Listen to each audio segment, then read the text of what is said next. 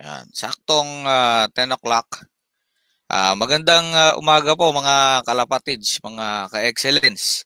Ngayon po, nagbabalik na po tayo sa ating webinar at pasensya na po at medyo nag-miss tayo ng mga webinars nitong mga nakaraang linggo. Kung hindi nyo po, alam nyo naman po na sa aking wall ay biniyayaan tayo ng nagkaroon ako ng bagong baby. So, Mm. naging busy po tayo sa Congratulations. thank you. Sa hospital, ay yung mga clinic sa hospital ganyan. Tapos kasabay po noon ay busy rin po tayo sa pag-aasikaso ng mga kaayusan ng mga produkto ng Rockdab at ang kaayusan ng ating EDL OLR. So, ayan, ngayon po nagkaroon na tayo ng pagkakataon na makabalik sa webinar. Good morning po sa lahat ng mga nanonood agad. Ang dami na agad may mga comments. Shoutout kila Rupo Bolos, John Dexter, Elambayo, Bert Justin, Ryan J. Ocfemia, Fer Blanco Albay, Boss Bert Balyeras, si Bert Justin ulit, Fer Blanco Albay. Yan. Yan yung mga una natin mga manonood. So, maraming salamat po sa pag-antabay sa amin dito sa Excellence Rockdab webinar. Ngayon, ito pong bago nating guest. Maikwento ko lang po sa inyo kung paano ko po siya nakilala. Actually, doon po sa pag-uumpisa ng first season ng EDL OLR, awarding time, medyo tumunog po sa aking tenga yung pangalan ni Sir.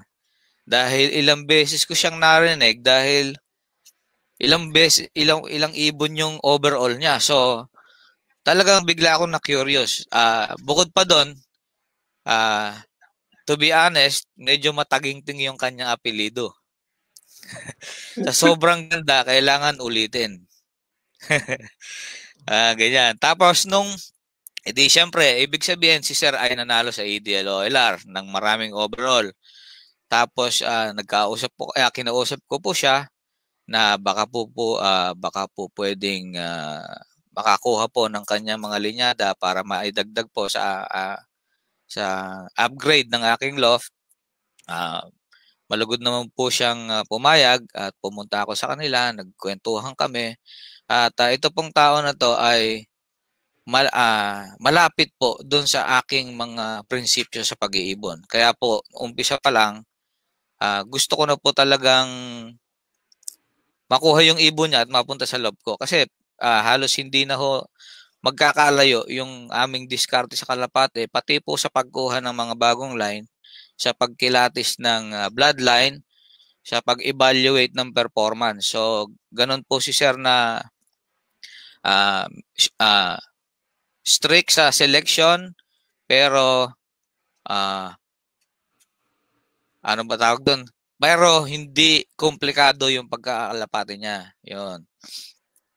Tapos po, kung hindi nyo po nakikilala, ito pong si Sir ay sa PHA member din, PFC member, UCPC, at basahin ko po sa inyo yung mga countless winnings niya, especially sa PHA. So, si Sir ay first place Santa Ana, Young Bird Triple Crown Champion, PFC, NDR 2013. First place Santa Ana YB Auction Champion, PHA, NDR 2016. First place Tacloban OB PHA, SDR 2016. First place Naga YBPFC SDR 2018. First place Calbayog UCPC OB NDR 2016. First place Ilagan PFC. Actually sir, mga SDR. manonood, masyadong marami kung babasahin ko lahat. Yun lang po yung mga first place niya. Yung mga second place niya, countless din. Third place, sixth place, fifth place, seventh, eighth, ninth, and so on. So maraming talagang panalo tong si Sir. Para mabanggit ko na yung kanyang pangalan, ay malugod ko pong pinapakilala sa inyo. Ang ating webinar guest for today, si Sir Edgar Alan Gino. Yan, sir. Maganda umaga, sir. Good morning sa lahat ng mga nanonood saka sumusubaybay sa Excellence Rock Lab. Ayan, nakita niyo naman, sabi ko sa inyo, yung kanyang apelido mataginting. Sa sobrang ganda ng apelido niya, kailangan niya ulitin. Ang alam ko, sir, di ba, nakakwento mo na to yung apelido mo is Henyuenyo. Yun Di ba, ang sir? talagang Kaya, totoo talaga na kaya apelido namin. genuine. Ibig sabihin, genuine, totoo. Yan yung Ah, dahil lang ang kwento ni Sir yung kanyang lolo nagkamali sa pagbibigkas. O pagsusulat ba? Excuse me. Yan, ang dami na nating comment, Sir. Ang dami. Ito, congratulations po, Sir Victor. Atras po muna tayo ulit para makita natin lahat ng mga comment nila. Yan, shout out kaila Randy Pineda, Rafael Danganan, Elijah Jaja, si JC Talabukon, Michael Angelo Montenegro, IC Mac, San Diego Iburan, Benji Gaspan, Rolando Gonzales, Denglop, Bagwislop, Ryan J. Ocfemia. Ano pa ba?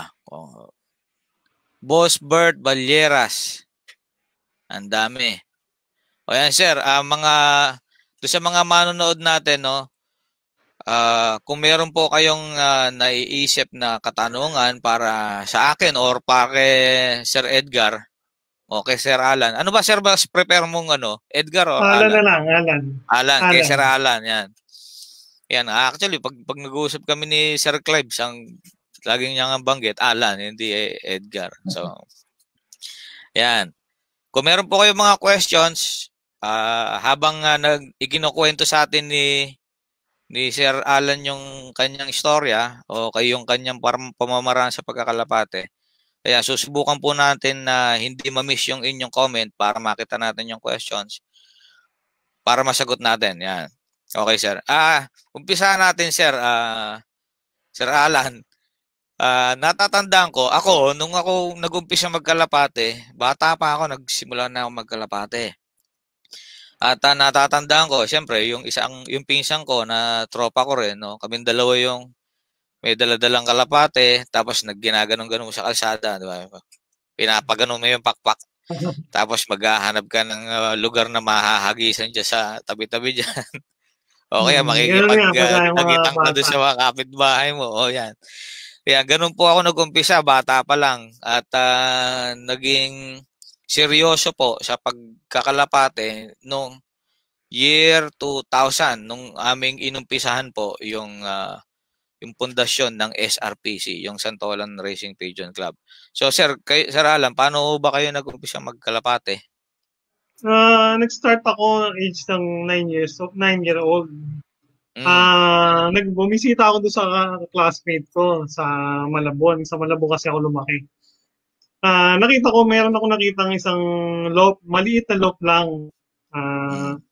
So, naging curious ako doon sa kalapati sa mga kalapati niya kasi iba-iba color. Ngayon, lumapit ako. Sabi nung may-ari, bakit boy, anong gusto mo bang mahilig ka bang magkalapati? Sabi ko, hindi pero natutuwa ako doon sa kalapati niyo. Natatanda ko, 9-year-old ako noon. Binalikan ko yon kasi nagustuhan ko yung kulay ng kalapati na parang splash.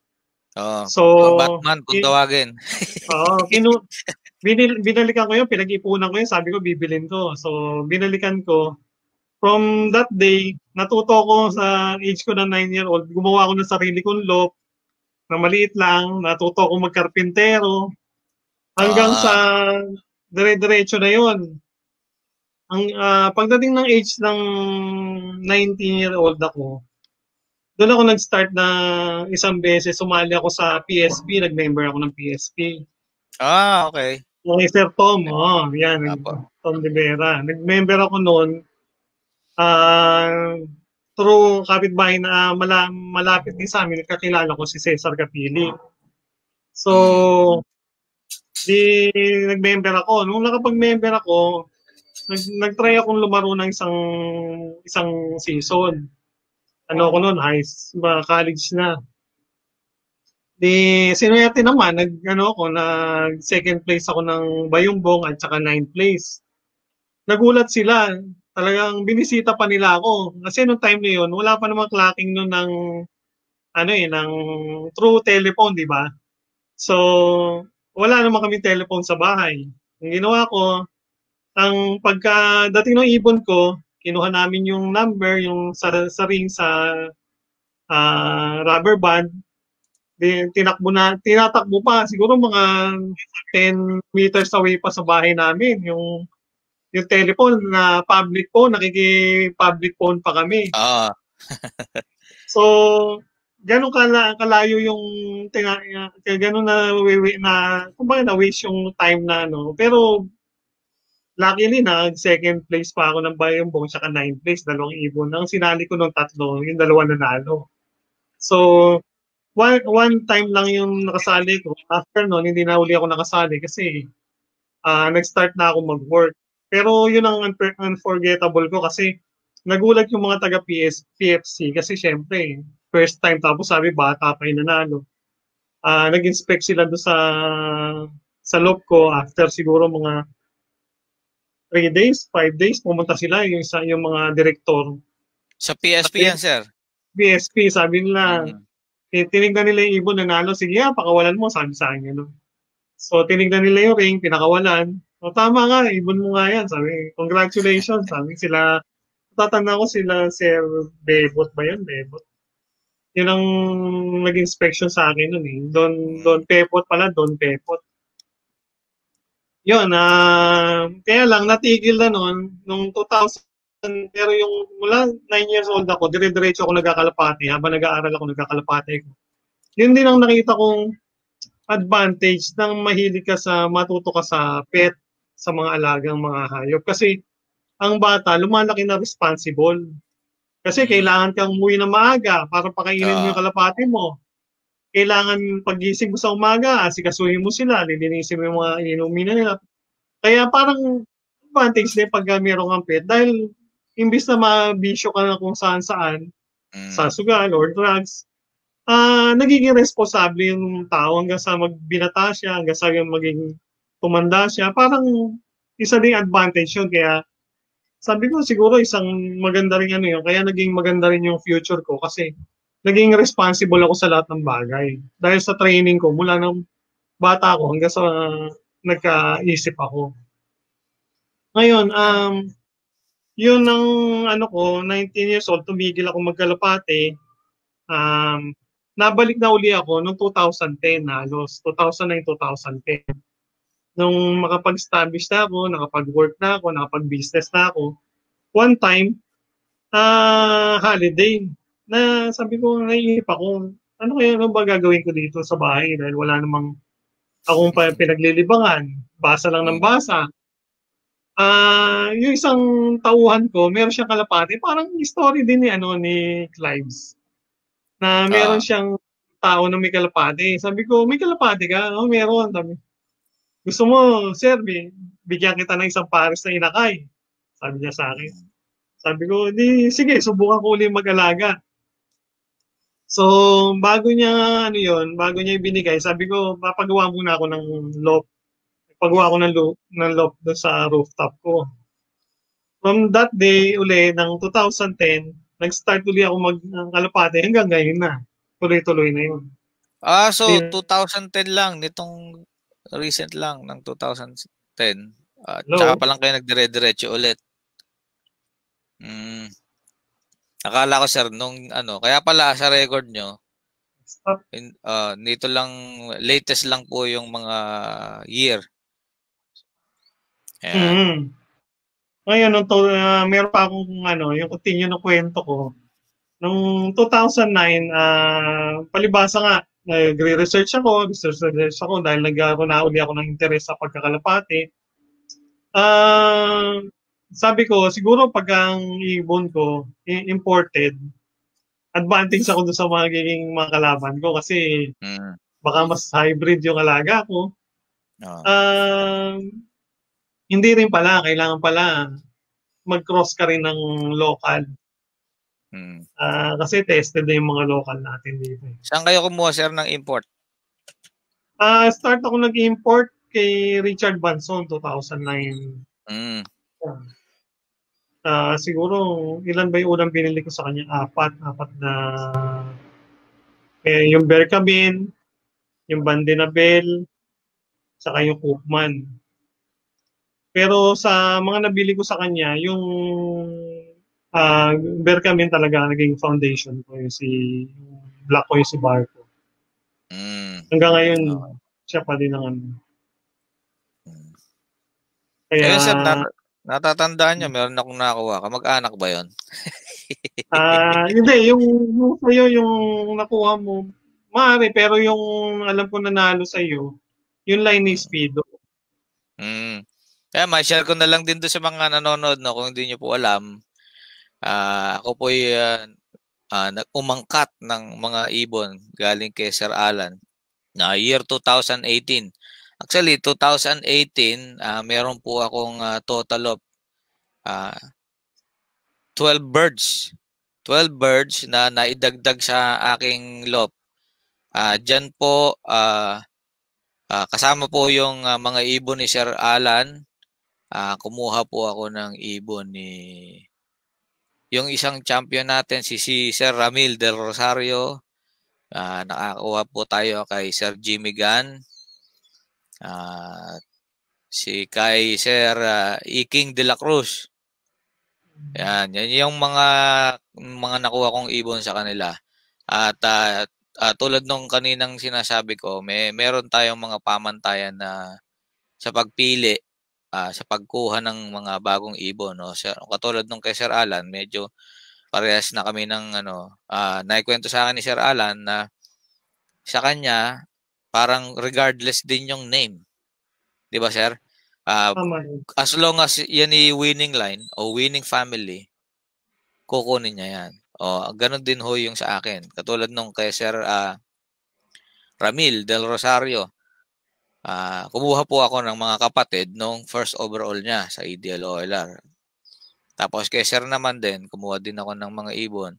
At yung mga yun ay nag-produce naman sa akin agad ng mga winner. Yung aking mga unang pooling winner sa PFC, yung fun race champion yan, Sir. Yun, anak ng ibon mo yun. Tapos yung kay Sir Ramil naman, yung Daybird Tacloban, yun yung anak naman noon, tsaka anak nung kay Sir Jimmy Gan, yun yung pinag-cross ko. So, yung pong na-share po natin sa inyong mga nanonood, isang paraan lang kung paano kayo makakakuha ng malupit na kalapate. Yun, kilalanin niyo po maigi yung tao at sigurado po yung mga mababait at maayos, hindi ho kayo mabibigo. Ayan. Tapos sir, yan dami na tayo, natambakan tayo ng shoutout.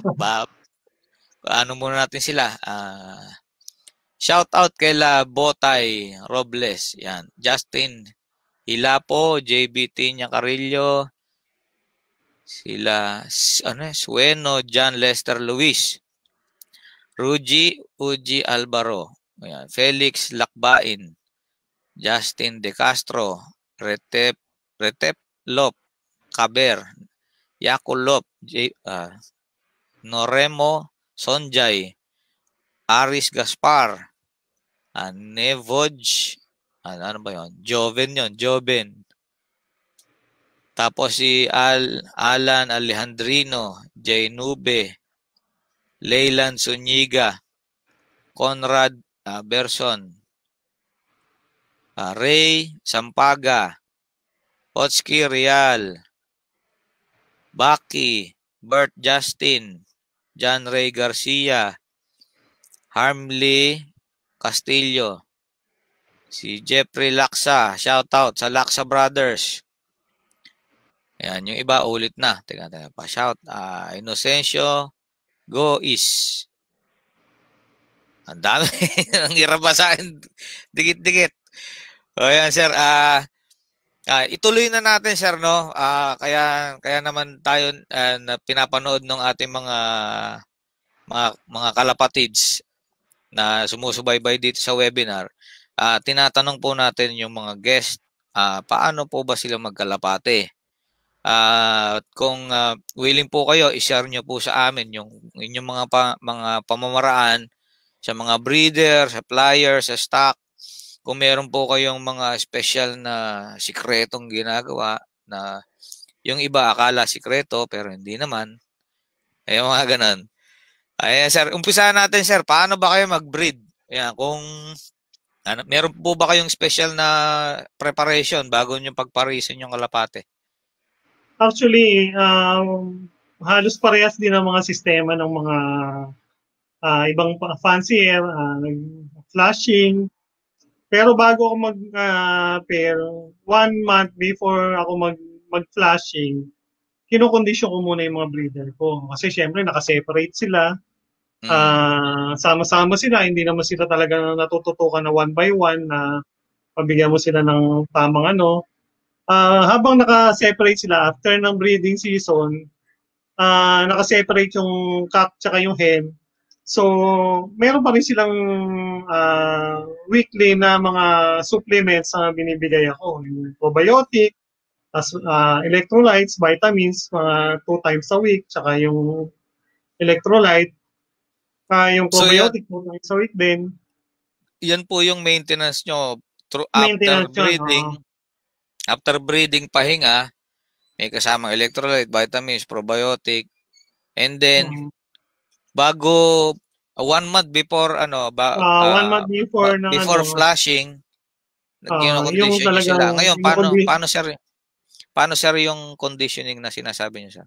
yun. Bali, dinadagdagan ko na yung ano, nagdadagdag na ako ng mga vitamins sa feeds, yung mga, ang ginagamit ko yung vitamins muna, sesical, tsaka yung, o kaya yung basta yung calcium, yung mga ganon, tsaka yung para sa egg nila, tsaka yung mga vitamin B complex, naglalagay na ako ng ganon. Tapos, 1 month nga yun before, ginagawa ko na yun. Tapos mag-flashing na ako ngayon. Pag flashing ko, yun, una, lalagyan ko muna, i-deworm ko muna sila. And then, after ko i-deworm, ibibigyan ko ng mga anti-cancer ng 3 to 4 days, gano'n nagbibigay ako. Tapos, yung sa anti-respiratory, 3 to 4 days din ang bigay ko. After nun, vitamins na uli ang binibigay ko, mga vitamins saka yung mga ano, yung mga supplements. So And yung then pagka ano sir, magawa ko yung ginagawa niyo sir na dalawa lang po yung ano nyo, yung antibiotic and anti-protozoal, no? yun. Ang kasunod no, supplement na ulit. And Binibigyan then ko na tuloy sila niyo po na. sir. Opo. Tapos, yun, tsaka ko na sila, yung time is, tsaka ko na sila i-separate sa lalagyanan na nila kung saan sila, yung mga cage para sa breeding na. Nakahiwalay na yung lahat, yung cock bawat isang cage, saka yung hen bawat sa isang cage din. Pero continuous pa rin yung mga vitamins saka yung mga supplements na binibigay ko. And then, after nun, yun, magpe-pairing na ako. Pero before that, sineselect ko yung gusto kong pairing. Yung mga previous na winner ko, na pairing ko, yun ang piniprayer ko ulit yun, inuulit ko. Ngayon yung hindi mga nag-produce, hinihiwalay ko ulit. Pero, ang priority ko kasi, yung best to best, o kaya winner sa winner. Yun ang mga pinag-prepare ko. Ngayon, kung meron akong bagong import, pine-pair ko yung import ko sa winner din. Sa mga nanalo, doon ko sila pine-pair. Hindi ako nagpe-pair ng import sa import. Yun, yung winner sa import o kaya winner sa winner, yun ang ginagamit.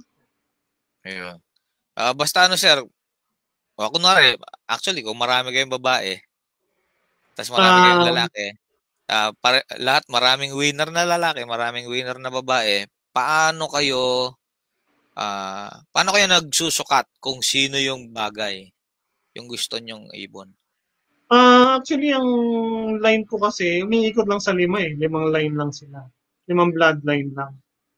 So, Hmm, nire-review ko yung ano nila, yung based sa performance nila, ng mga naging lipad nila o naging anak nila, nire-record ko yun, naka-record yun. So, tsaka tinitingnan ko yung ano, hindi ako nagpa-pairing ng malaki sa malaki. hmm, Nagpe-pairing ako ng medium size kung lalo yung mga imported, malalaki sila. Tsaka yung mga Berkamen ko, malalaki kasi yun. hmm. So, pinipairan ko sila ng mga middle size lang o small size lang. Hindi ako nagpe-pair ng malaki sa malaki. Nagpe-pair din ako ng parehong maliit. Ganun ang Hmm. selection ko. Tapos hindi rin kayo nagpe-pair ng imported sa imported? Hmm. Kasi nung mag-start ako, 'di ba, wala pa akong masyadong nakukuhang magagandang line. Wala pa nga ako, nangangapa nga ako kung saan ako bibili kasi matagal nga ako nawala eh, so, ang naging thinking ko noon, kung ano yung budget ko, bilhin ko na yung mga nanalo or finisher. Hmm, Number one oo. factor yun eh, kasi parang pag-shortcut ng para manalo ka. Tama yung ginagawa mo. Kung punta ka sa mga magagaling na yung mga nananalo na player, doon ka mag-a-acquire Oo. ng mga bloodline sila. Yun yung shortcut para malaki kasi yung probability na mag-anak din sila ng mananalo. Oo. Unlike nung magte-testing ka, hindi mo alam kumbaga, dahil gusto mo lang yung line ng ganito, bibili Mm. ka, kahit hindi naman nananalo yung line, magkaroon ka lang ng line. Yeah, Parang suntok ba sa buwan yun. oo. Kaya Ayan sir, hindi na masyado. maisingit ko lang din sa ating mga nanonood, no. So, sa pag-acquire ng line, iwasan po natin yung pride. Kasi yung iba, kaya ayaw pumunta doon sa tao dahil meron siyang daladalang pride na mas magaling yung linyada niya kaysa doon. Iniisip Hmm. niya mas kaya niyang talunin yung other players gamit yung sarili niyang line. Iwanan niyo na ho 'yun, yung gano'ng mga pag-uugali. Para ho kayo talaga makakuha ng mga magagandang line, tanggalin niyo po. Puntahan niyo po Tama, tama yun. yung mga nananalo walang pride, magpakumbaba kayo at 'yun naman po, proven na. Kaya kaya po kayo nagpupunta ro'n dahil alam niyo nga po na sila'y nananalo at hindi lang po 'yun, consistent na nananalo. Wala na po kayong magiging mahabang proseso tulad nung sinabi ni Sir Alan, yung shortcut.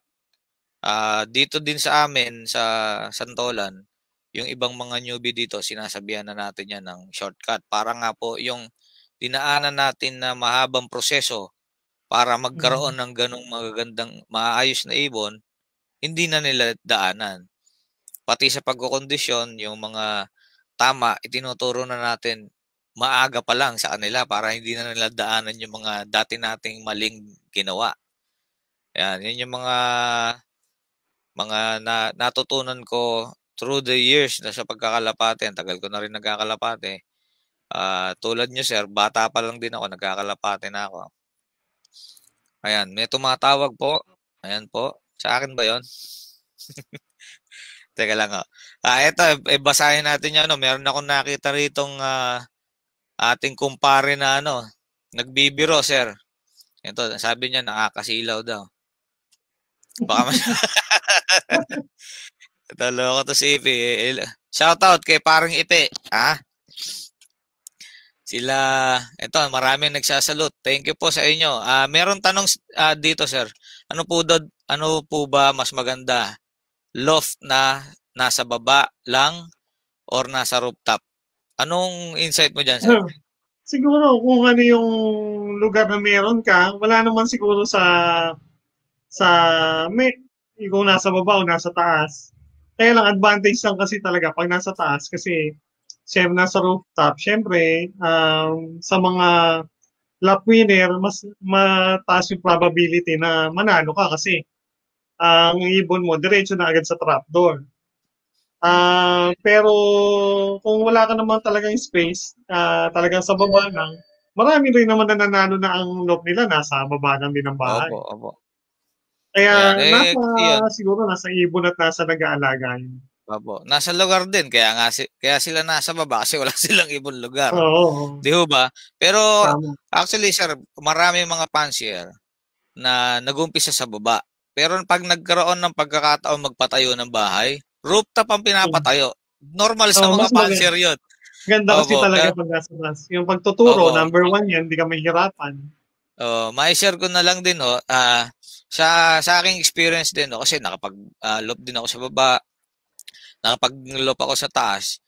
Sa akin, parang mas maganda yung kondisyon ng ibon habang lumalayo sila sa lupa. 'Di ba? Kasi ang Mm. lupa ay medyo malamig, nagpo-produce ng humidity. Pag nasa taas na kayo, malayo sila doon, hindi nila nalalanghap yung humidity na yun. Mas maganda ang flow ng hangin. Oo. Tapos mas malayo dun sa mga taong maiingay sa baba. So yung mga ibon na kapag Nakakapagpahinga yung pahinga, ibon. yun talaga yung ano. So kung ako tatanungin, dahil pareho ko naman naranasan, ano naman gusto ko, rooftop o baba? Gusto ko rooftop. Kasi mas maraming akong panalo doon sa taas kaysa nung nasa Tama, baba ako. totoo yun. Ayun, oh. Ayan. Tapos shoutout ulit kay Labotay sa bagong ARPCI. Ayan, yung si Sir Manny. Good morning, Sir Manny. Samora, marami pong nanonood dito. Kay paring Ipe, baka meron kang gustong batiin. Parang, yan po, kilala niyo po ba si Ipe? Oo, Yeah. nakikita pero hindi ko pa siya na-meet ng personal. Sa Ayan. Facebook lang din ko siya Yan na. ang aking kumpare. Yan po ang aking kasamang founder ng SRPC. Ayan, sir. Tuloy natin, sir, yung kwentuhan. Sa pagbe-breed, nasabi niyo na, wala, ang pairing nyo, hindi pwedeng malaki sa malaki dahil parehong malaki yung iaalabas nun. Nasubukan ko na kasi Ah, yun eh. Parang mm, mabilis mapagod tsaka hindi talaga nagpe-perform. Yung sa akin yung Apo, malaking. apo. Pero meron din namang syempre exception to the rule. Kasi kamukha ni Speedo. Yung Speedo ko na Mm, overall, second overall sa Kalbayog Champion. Malaking ibon din siya. Pero mm, nagulat nga sila Eddie Mapuy nung nag-showbird ako dahil ang laki daw ng ibon ko. Eh sabi ko siguro talagang kaya lang niya yung ano niya, nasa lahi niya. mm. Kasi talagang maganda naman yung line niya, yung mother niya 6 overall, yung lolo niya first overall. Oh, Ah, kaya yun ang mga pag pumipili ako ng ibon or bumibili ko, as much as possible kung kaya mo naman magbayad ng magandang line, makabili ka na ng magandang line kasi kung bibili ka din naman ng sabihin mo mura lang yung nabili mo, marami ka naman murang gagastusin. Kung kukumputin mo yung ginastos mo doon, baka mas opo. mas malaki pa kung bumili ka na lang ng isang pair na maganda talagang line yung line na Pat, nananalo. pati time, sir. Baka hindi kasi Saka naiisip yung ng iba oras, yan. oo, yung Yung panahon. time, kasama yan sa ginagastos nyo. Oo, Good totoo morning yun. kay Sir Romy Liwag. Nanonood si Sir Romy. Hey, good morning. Idol, good morning. Yung alam ko, tropa kayo niyan, sir, di ba? Ikaw, si Clive, si Sir Romy, si Ah, Sir, kabayan.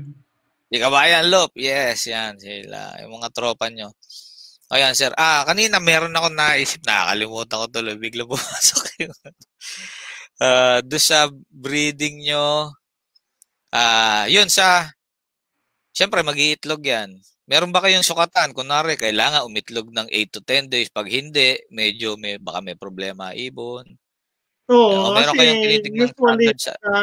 na experience ko, pag lumagpas ng mga 8 days, tingnan mo na yung ibon mo kasi lalo yung may mga hen na namamayat, nag Opo. umaakyat sila. Basta hindi umitlog sa tamang timetable na gano'n, hinihiwalay ko na yun, hindi ko na kino-continue yung breeding. Kasi sa paniwala ko, hindi malakas yung hen, tsaka yung hen ang number one pagka itlogan. Yes Tsaka po. pagka yung wala sa form yung itlog, pahaba or maliit, hindi ko na rin tinutuloy yun kasi yung selection, yun doon ako nag-ano, kasi sayang nga yung time, di ba? Yung time yung Opo, opo. gastos ko. Um, yung tamang itlog tsaka tamang timing ng ano, kailangan umitlog na sila. Or else, pag hindi sila umitlog ng ganun or wala sa sukat, tinatanggal ko na. Tsaka hindi kasi ako naniniwala sa akin, personal ko kasi. Hindi ako hindi ako nagtatanggal ng first egg. Eh. Yung, di ba, Mm. yung pag umitlog ng unang itlog, tatanggalin. Tapos Opo. yung second egg. Hindi ako nagaganon eh. Basta umitlog siya, nakita ko maganda, makintab, wala siyang mga, hindi siya magaspang, basta Opo. makintab yung itlog, nasa tamang sukat, tinutuloy ko yan, dire-diretso yun. Tsaka yung ano, yung medyo parang may mapa. Yun. Parang meron siyang gano'n. Ayoko rin nun eh, yung itlog na gano'n. Yun ang Basta, tinatanggal ko, pero pag maganda yung sukat niya, makintab, hindi ko na tinatanggal yun. Dinidiretso ko ng papisahin. ayun. Ano. Ayun, naalala ko na sir, yung gusto ko itanong kanina. Si Speedo ba sir, nung umuwi, I mean, si Speedo kahit malaki, magaang. Tama ba? Oo. Ayun. Nung kalbayog niya, 1,200 yata ang speed niya eh. Mga ganun. Nung kalbayog lap namin. Mabilis siya, Mm, parang 1 o'clock lang, 1:30, nandito na siya. ayan. Sir, Kaya, may tanong tayo. Ah, teka, ano ba to? Pag po ba puti kuko ng ibon, mag-aanak siya ng mas matingkad ang kulay puti sa balahibo. Thanks po, Idol. General Tino, Nueva Ecija. Kay Paul Ellison Garcia yung question. Sir, ako muna sasagot. sige. Yung pag mayroong puting kuko, kunwari meron kayong blue bar o meron kayong checkered, meron kayong black check, pero makita nyo merong mga ilang kuko na kulay puti. Yan po, kung hindi nyo alam yung origin o bigay sa inyo o nadagit nyo lang, actually, yung puting kuko na yon, sinyalis yon na siya merong lahing splash white. Or it's either merong mga puti sa muka o may mga puting flights. Flights, I mean. Yun yung mga sinyalis na ano. Pero hindi ho nangangahulugan na parang 100% na maglalabas yan ng ganun. Hindi ho, minsan ho talagang magmimintis yan sa breeding. Pero kung sakali po na yung ibon nyo ay hindi nyo alam yung origin, kung ako po sa inyo, hindi ko gagamitin yan. Pag hindi nyo po alam yung origin, hindi nyo po malalaman kung ano ang ibibigay sa inyo niyang result. Kaya Ah, mas magaling po yung alam nyo yung origin, alam nyo po yung family history. Kung talagang maraming nananalo sa mga pamilya niyan, kapatid, pinsan, tiyahin, tiyo, ama, ina, ay mga winners din, mas malapit na po kayo sa katotohanan. Although wala naman pong 100% guarantee na ang winner sa winner ay magpo-produce ng winner din. Pero yun na po yung pinaka-shortest way. Di ba, sir? Tama. mataas yung probability nga na Oo, maganak yung din. probability. Kasi ang Yan. iniisip ko dyan, yung sa akin naman, yung sarili kong opinion, kumbaga parang ano yan eh, yung honor sa honor, di ba? May Mm, mataas yung probability na maglabas siya ng matalino din yung anak niya mm, or malakas tama. yung katawan niya.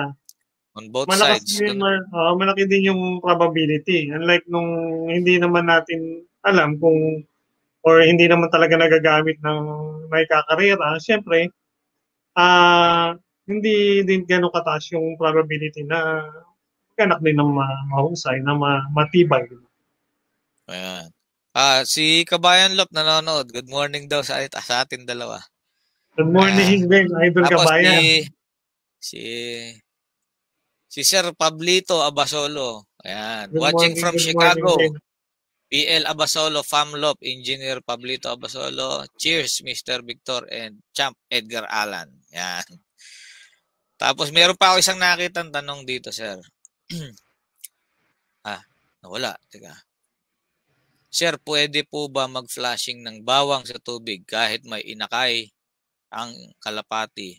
Di po ba ito maapektuhan ang inakay? Sir, gumagamit po ba kayo nun? Bawang. Gumagamit din kami ako naman. Siguro hindi naman kasi ano naman yan eh. Herbal naman yan eh. Hindi Opo, naman yan. siya Pag mga gumagamit din. natural po na ganyan. Natural lang naman siya. Ako din gumagamit din ho ako ng bawang kasama ho sa weekly routine ko yan sa mga ibon kahit ho sa breeder. Actually, isa rin po yung bawang sa nakakapagpaganda ng digestion ng kalapate. So, hindi po yan magkakaroon ng masamang epekto. Baka ang tanong niya hindi po ba maapektuhan ng inakay? Siyempre, maapektuhan yun, pero hindi masama. Yun yung sagot natin doon sa kanyang tanong. Tapos tuloy natin yung kwento niya, sir. Yes, nag-itlog, lumaki. Habang lumalaki yung inakay, wala po ba kayong mga ginagawang nagdadagdag ba kayo ng extra pellet sa first week, sa second week? Mayroon talaga ako. From the day na mag-hatch siya, nagbibigay na ako, nag-ano na ako ng pellets. Yung mga high protein na pellets. Na kasama na sa ano nila yung daily na feeds nila. Siyempre, especially yung mga grits. All year round, hindi ako nagtatanggal ng grits unless kung magpagagamit ako ng antibiotic. Yes po, especially doxycycline, di ba? Oo, hindi kami gumagamit no basta hindi kami nagbibigay ng grits pagka yung mga time na nag-antibiotic kami. Pero buong taon 'yon, laging may grits sila. Tama po. Napaka-importante rin po kasi ng grits lalo na sa mga nagsusubo. Pa-shout out na ang Hukbong Himpapawid at Pigeon Eyesign Express. Kay JM Degorio, sir, basahin ko lang 'tong mga Amisola Toix, Amado Pangantihon, June Adeser, Peter Vergara, si John Erwin Perez, Cedric James. Ito, sir, bumabase din ba kayo sa build ng katawan ng kalapati? Ano ang pagkakaiba ng apple body versus bangkain na ibon? Sir, gusto mo sagutin? Sa akin,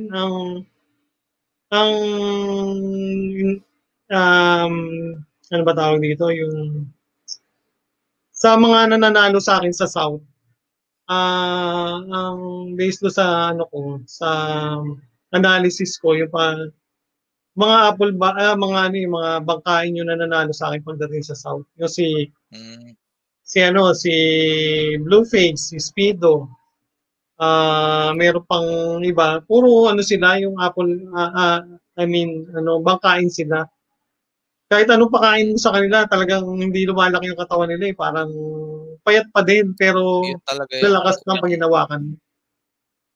Tsaka napapansin namin, kamukha yun, yung si Tammy, alam ko nanonood yung yung love partner ko.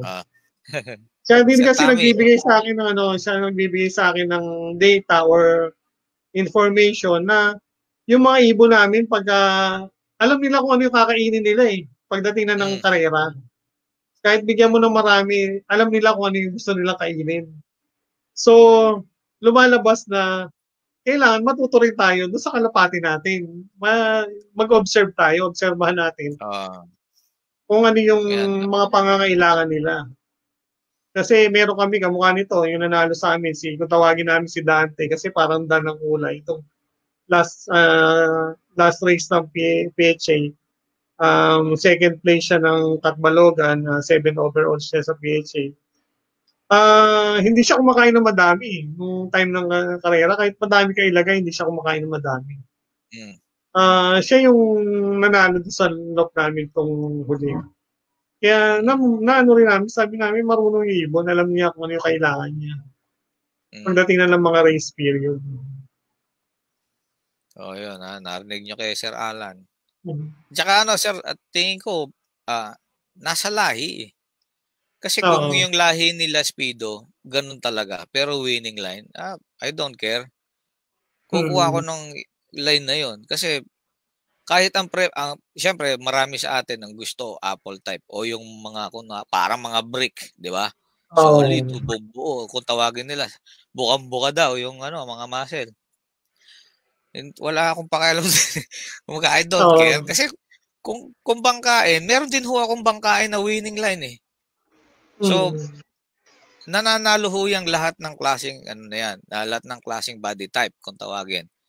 Pero yan, depende ho yan kung ano yung gusto nyong iwanan sa loob nyo. Oo, Aalisin nasa nyo po ba? Aalisin nyo po ba yung pamilya ng mga bangkain sa inyo? Kung yun lang yung nananalong ibon. Di ba ho? O, tama naman. kunwari, di ba? Meron Hmm. kang dalawang klase. Tapos, paborito mo tong mga apple shape. Tapos, ang mga nananalo sa'yo, sila bangkain. Tatanggalin nyo ba yun? Siyempre, hindi. Yun yung mga winner mo eh. So, ang mangyayari niyan, dadami yung part na yon. Not unless, kunwari, meron kang winner na apple type, meron kang winner na bangkain. Gusto mong maiwan yung mga apple type, tanggalin mo mga bangkain para in the future, yun lang yung lalabas sa'yo. Oo. Ang Ayan. de-develop. Uh, uh, ito. Meron pa isa. Ito, magandang question. Do you practice ano ba? Biglang gumagalaw. Wait lang, sir. Do you practice force fly or open loop sa derby season, sir? Yes, yung ano, pagka hindi open loop yung ano, yung force flight. Lalo na pag malapit na yung derby, malayo na yung training, nagpo-force flight na talaga kami. Ayun. Sa akin naman ho, kung gusto niyo malaman niyo sa akin, sa umpisa ho, hindi ako nagpo-force fly. Nahiyaan ko lang yung ibon.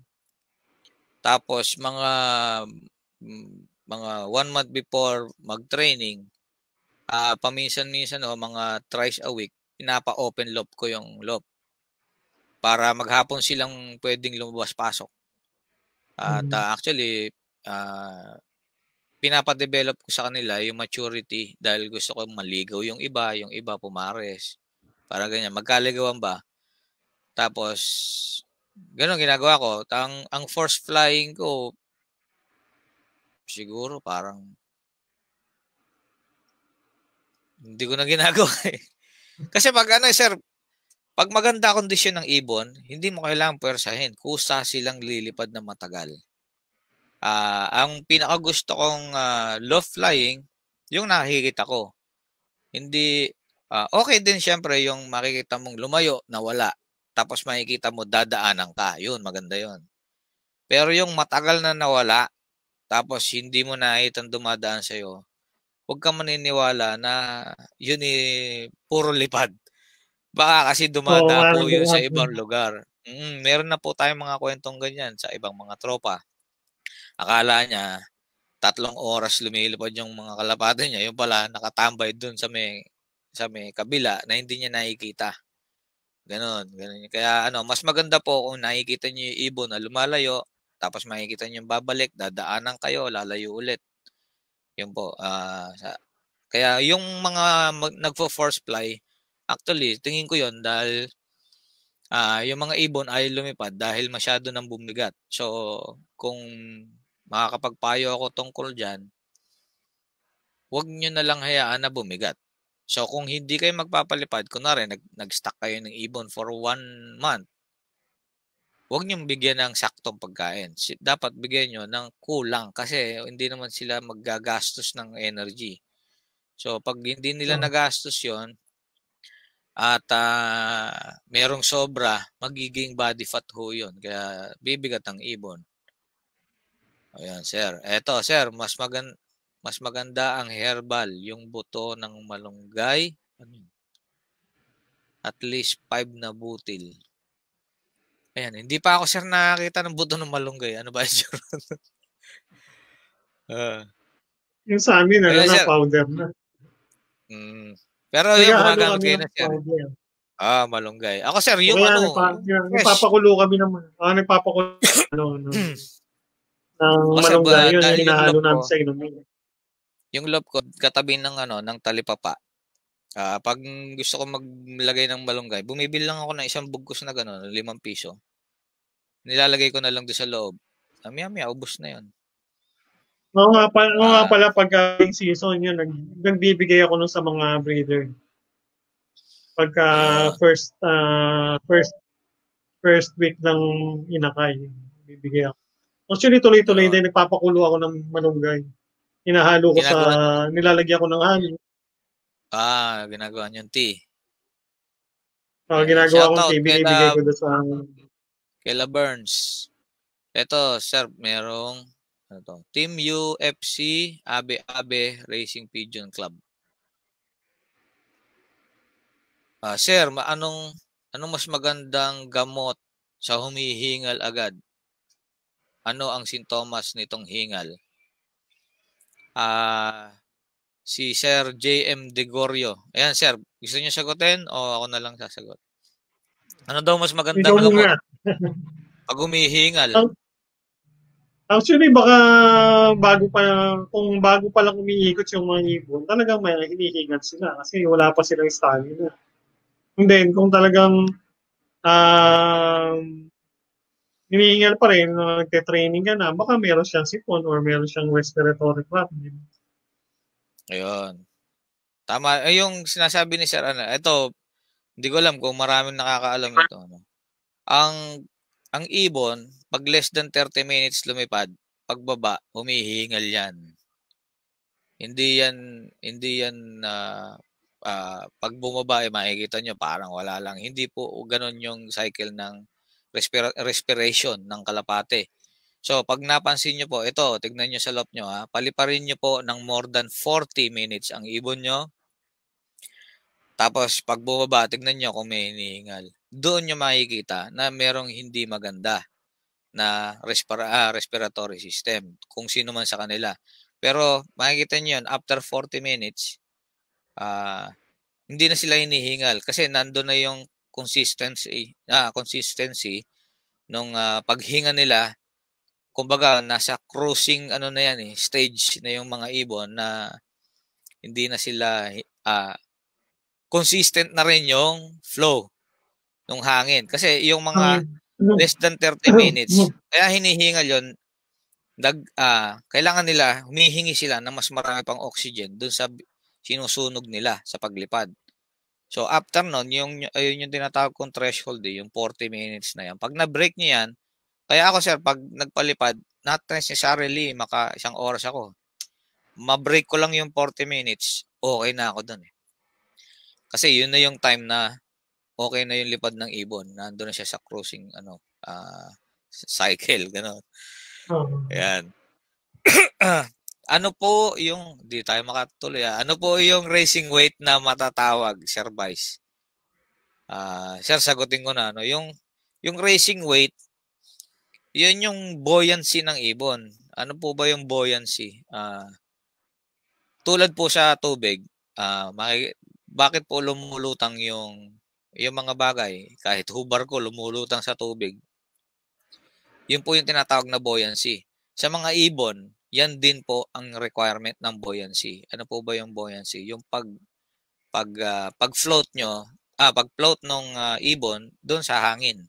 So, paano sila makakapag-float ng maayos? Siyempre, magaang. Wala pong ibon na mabigat na nakakalipad. Lahat po ng ibon na hindi nakakalipad, na mabigat, hindi nakakalipad tulad ng mga ostrich. Yung pong, ano ba yung isang malaki sir? Peacock. Ayan, yung mga pabo. Timbangin nyo ho yan, ang bibigat niyan. Pero pag nakahawak po kayo ng lahat ng mga flyer, mga agila, lawin, falcon, lahat po yan ang lahat magagaang. yun. Opo, lahat ng kahit maya sir, makahuli kayo. Alam nyo na napakagaang ng maya. Yung bibe, pag yung hindi po yung culture sa bukid, yung merong totoong pakpak. Pag hinawakan nyo, mas magaang talaga sila dahil po yung mga ibon ay normal po yung kanilang mga buto ay hollow, wala pong laman yung kanilang mga buto. So, kaya lang naman po nawawala ng buoyancy ibon pag tulad nung sinabi natin kanina, sobra kayong magpakain or hindi tama yung pagpapakain ninyo na kunwari hindi naman lilipad, sa sobrang tuwa nyo, ang lakas kumain, bigay kayo ng bigay. Meron ganyan, Sir Alan eh. Ito, Sir, naranasan mo na ba to, Sir? Nag-champion ka ng isang lap, tapos sumunod na lap, yung champion mo, either Wala. nahuli o nawala. Naranasan mo na, Ako Sir? madaming beses na. Oo. Ayan, ito sa mga fans na nanonood, no. Actually, ako sa akin nangyari na rin 'yan. Sa ibang mga tropa ko nangyari na rin 'yan. Ang tinuturo kong ang may kasalanan, Sir, tayo eh. Bakit? Kasi nung nag-champion siya, hindi naman tayo uulitin ko. Before siya nag-champion, meron siyang programang dinaanan. Tamang pagkain, tamang supplement, tamang exercise, tamang meal ganyan, lahat. Tama. Pagdating ng Sunday, nag-champion. Ngayon, dahil nag-champion, tuwa ka, champion. Champion yung ibon, hindi hawak ka ng hawak ngayon. Dahil hawak ka ng hawak, tignan mo, tapos titignan mo yung magulang, o tapos bibigyan mo ngayon ng extra treatment yung champion mo dahil nga ano ba to? Tuwan-tuwa ka sa kanya. Hindi kumain ka pa ng dagdagan mo ng pagkain yung ba. Tapos bigyan mo pa ng dagdag na supplement yan. Bigyan mo ka DL pills kahit di mo binigyan ng last week. Mga ganyan. Bigyan mo extra Boltflex yan.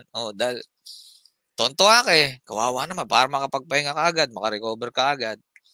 Ngayon, pagdating ng linggo, sa either bumagal yung ibon o nawala. Kasi sa sobrang excitement natin, hindi na natin na-maintain yung tamang condition. Di po ba? Dahil nga tontuwa ka doon sa ibon, champion, ang galing. Bigyan mo na extra treatment, yan, nawala na. O yan, Sir, tuloy natin yung kwento dahil sa daming tanong ng lumalabas. No? Tuloy natin yung kwento. Pumunta na tayo sa karera kasi natapos na tayo sa mga inakay. Sa training, bago mag-training, Sir, meron kayong ginagawa. Tamang-tama to ngayon dahil marami na nagte-training, maraming mag-uumpisa na mag-training, so talagang humahabol tayo sa North Race. Anong ginagawa nyo dyan, Sir, na Ako kasi, yung sa feeding kasi, yung mula ng pagkapanganak hanggang siguro one month bago mag-training, breeder mix yung ginagamit namin. Tapos, 1 month before the training, yun, nag-flashing din kami yung sistema, deworm, and then yung anti-cancer, anti-respiratory, yun, mga antibiotics, yun din. Kung ano yung sistema ng bago mo i-breed, ginagawa din namin sa mga racing namin.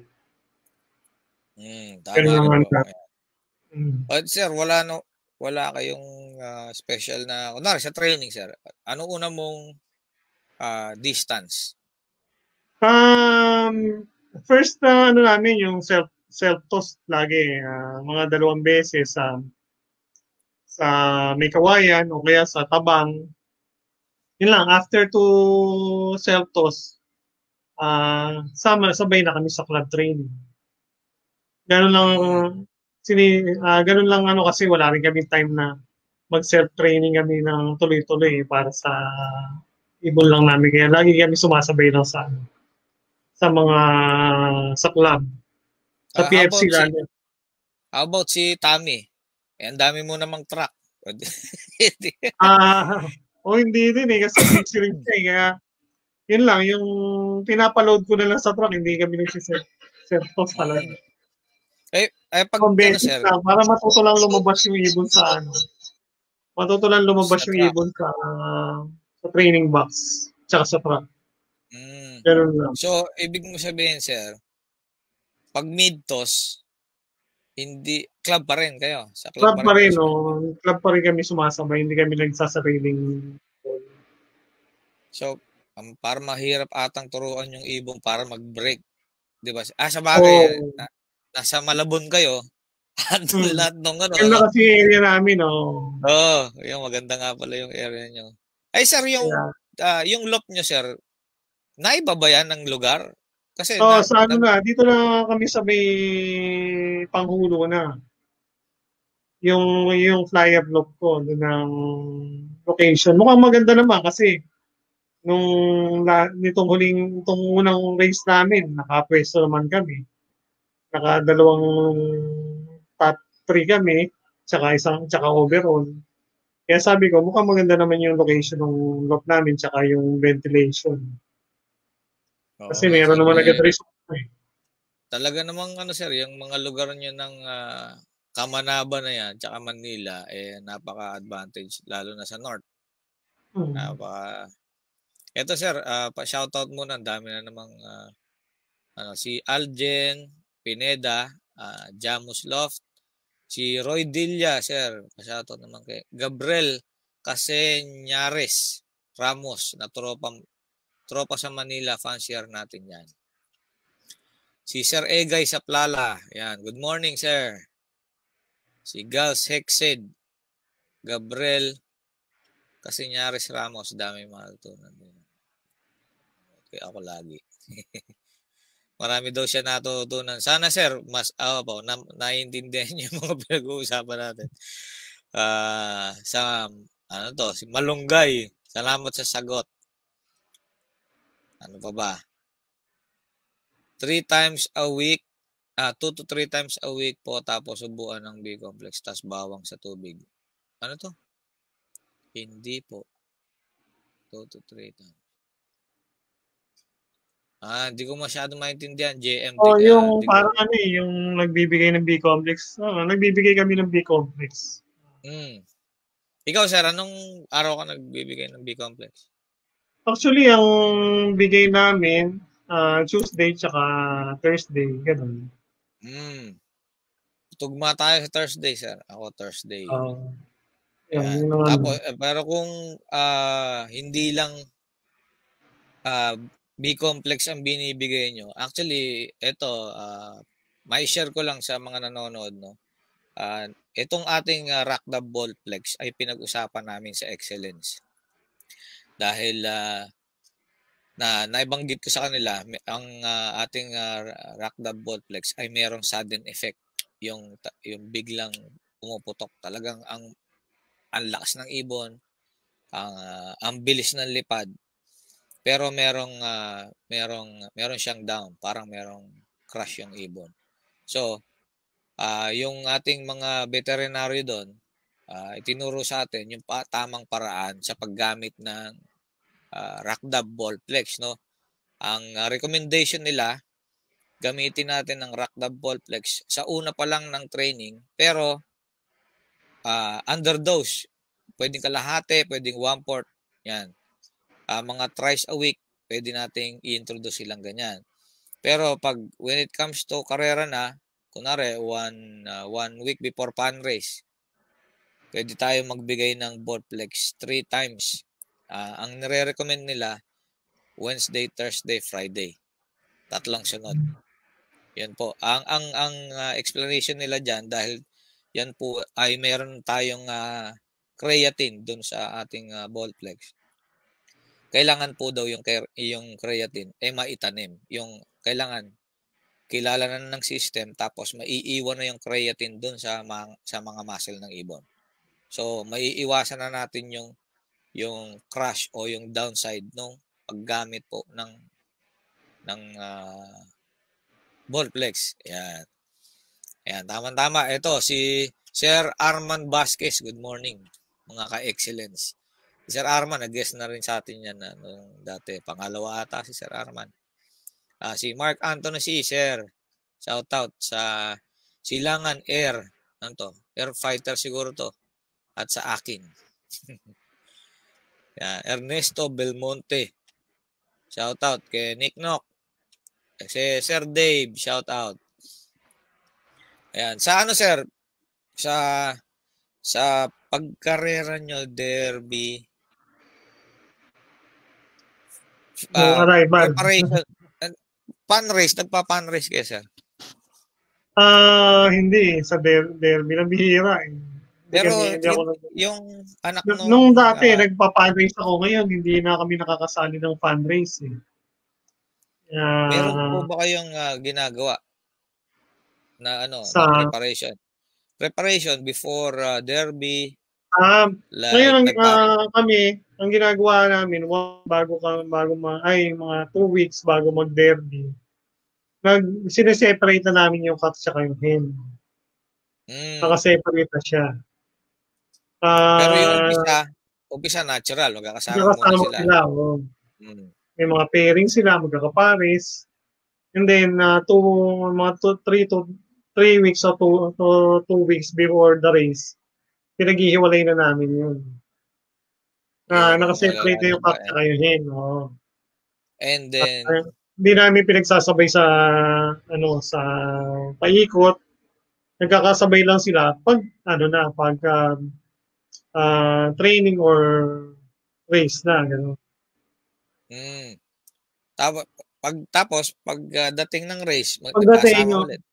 mga Hiwalay 1 ulit. hour after, 'di ba, pagdating nila sabay-sabay sila, andun sila sa Mm. kumbaga recovery area nila, yung pagkain. Pagka kumakain na at medyo malakas na yung ibon, pinaghihiwalay na uli namin. Yan. Yan po yung actually ngayon lang narinig sa webinar ata yan, yung mga ganyang technique, no. Yung pagse-separate ng cocks and hens, pagsasama nila after arrival, and then paghiwalay ulit.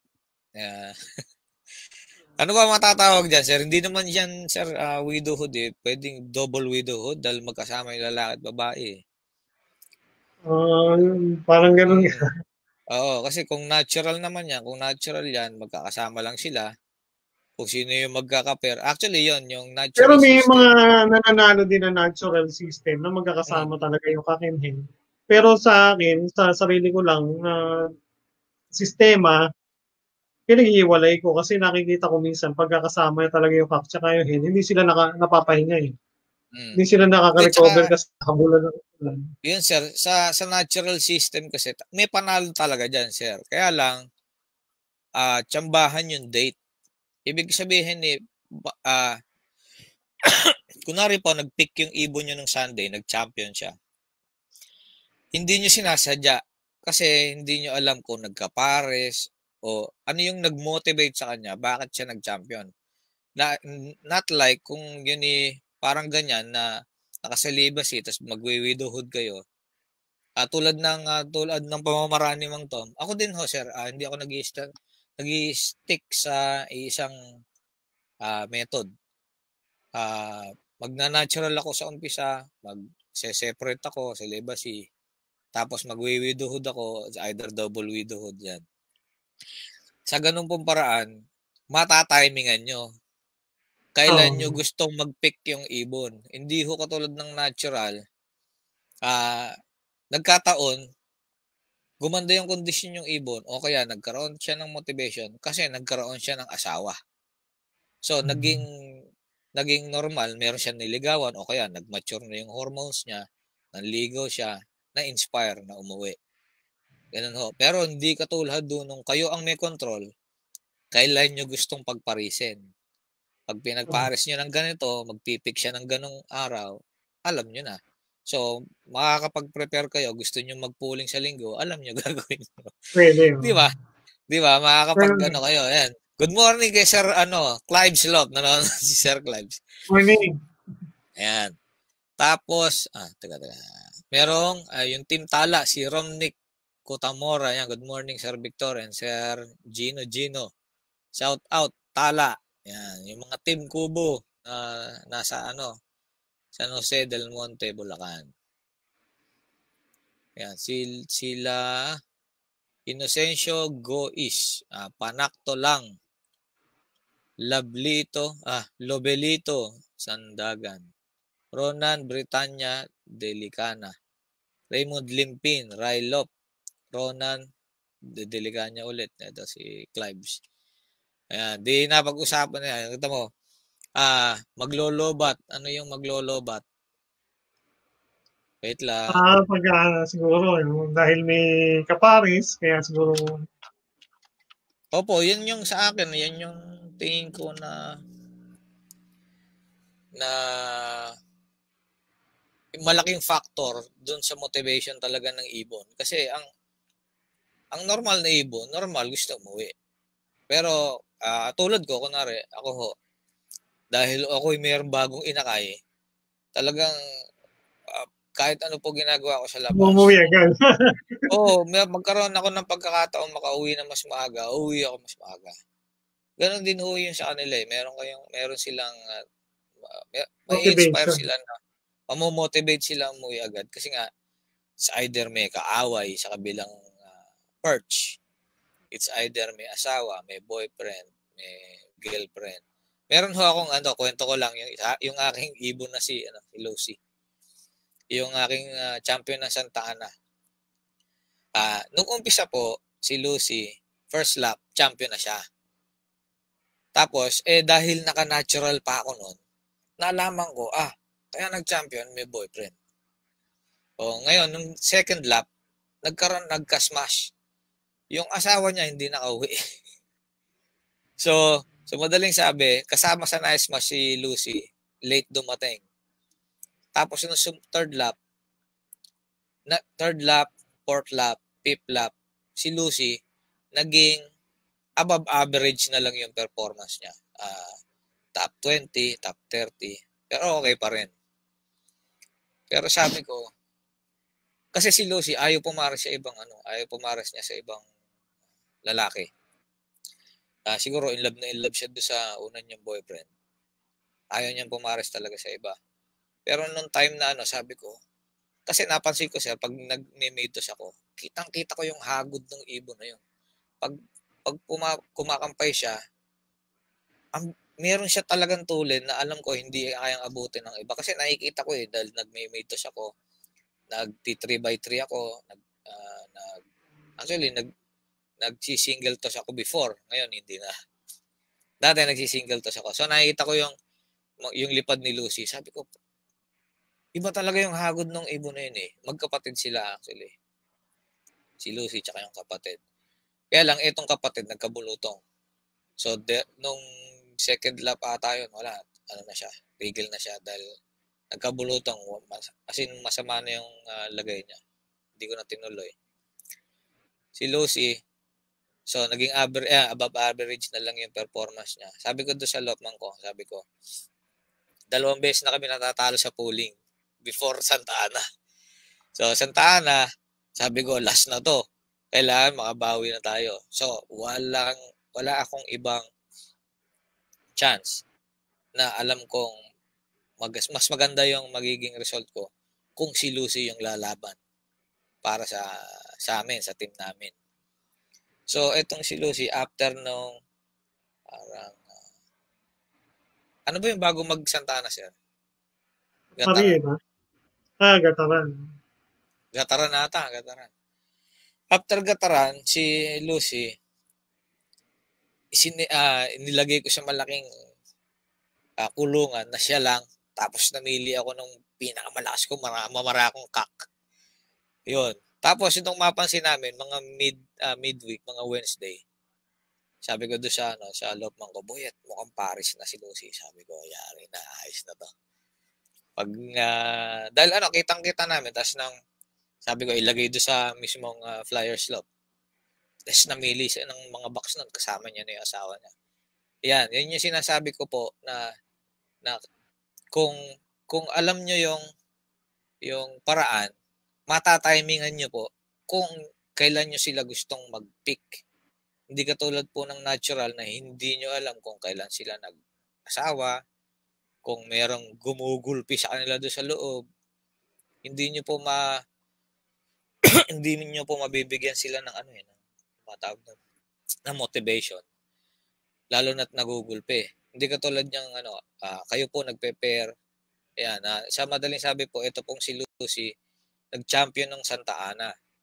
So, nakuha din namin po yung pooling. Actually, may mga kasunod pa si Lucy. No? Si Lucy, kaya po Lucy pangalan nun, ang number nun, 4666. 666 po yung dulo nun. Kaya Lucy, babae. Kaya po yun ang naging pangalan niya. Si Lucy, si 62, si 65. Yun po yung naging 1, 2, 3 namin ng Santa Ana. So, yun yung pinaka memorable kong win nung North. Pero RRPC pa po ako niyan, 2018. Nung North last Ganun year, ako kasi, UFC na. Yes, sir. ganito kasi yung observation ko. Noon, naging topic mo yung si Lucy. Kasi ako, sa observation ko, ang mag-cock and hen, kung magka-pares yan, within 45 days, hindi niya makakalimutan yung kapartner niya. Mm. After ng 45 days, makakalimutan na niya yan, pwede mo na siya parisan ng iba. Yun ang observation ko sa mga kalapati ko. Sir, sa loob niyo po ba, hindi kayo nakapansin ng isang hen na pumapares kahit kanino? Kumbaga, pok-pok. Meron din. Pero, yun yung nakikita kong average sa behavior ng ibon. Mga ganun, before 1 month, parang ganyan. Basta, kahit anong ipares mo sa kanya, hindi siya papares kasi hindi niya kakalimutan yung kapares niya. Ayun pala, kaya pala si Lucy, Pero siguro, maabot. Sabagay, first lap, tapos 6 laps, so, that's, parang 45. Tama, 45 days. 30 to 45 days. Oo. 30 to 45 days. O, tama nga po, tama. Kung naka-ano siya, kung nakalagay siya sa flyer loop. Pero kung naka-breed siya, 2 weeks, pwede nang maparisan siya. Yun lang, sa akin sa observation ko, yun ang na-obserbahan ko sa mga ibon. Ayan. Shout out kila Mark Anthony C. Ito sir, Inocencio. Sir, magandang antibiotic? Antibiotic, depende po yan kung ano yung gagamutin nyo. Kung mag-flashing kayo, sa akin nire-recommend ko yung mga nagtatanong, doxycycline. Yun po yung Doxy Plus namin sa Excellence Rock Dab. Or yung pong Amtil na pangmanok, ginagamit ko na rin po yan. Napakaganda rin po sa ibon. At yung Ambroxetil, yan. Doon sa mga hindi pa ho nakakagamit, yung Ambroxetil po na sachet, yan po yung ginagamit kong pang flashing sa mga ibon. Lalo na before breeding and before training. Yan sir, ikaw sir. Di ba sir, nagpa-flashing ka ng before breeding. Yung dalawa lang. Di ba sir, nabanggit nyo? Yung anti-cancer at saka doxycycline. Yung iba kasi, yung katulad no sa libro nila Joe Rotondo, mga 4 na linggo silang nag-flash. Yung ibang fancier, 3 lang. Ako sir, 3 lang ako eh. Pero, nagdidepende pa ho yun sa observation ko doon sa ibon. Kung kailangan pa ba nila ng flashing para sa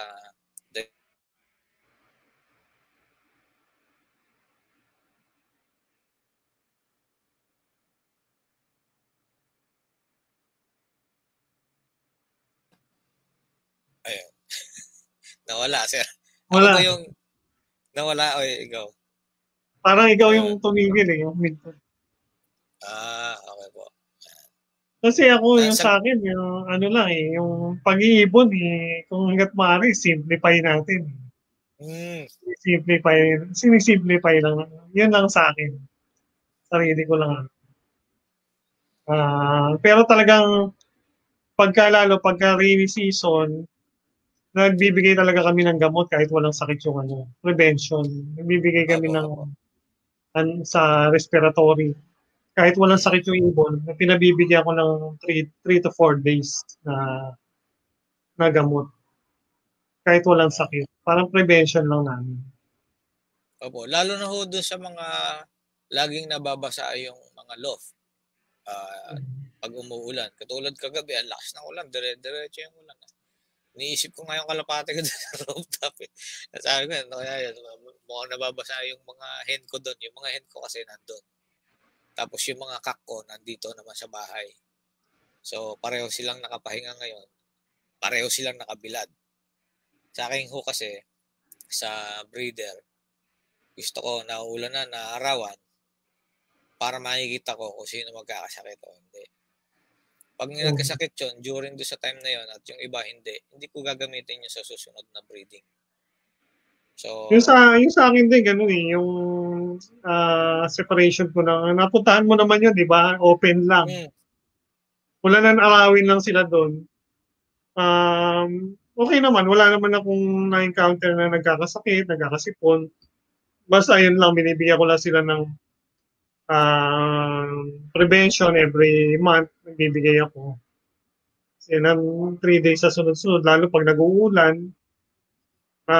Yun lang, ganun lang sila, nakabilad sila, naulan lang sila, naarawan sila.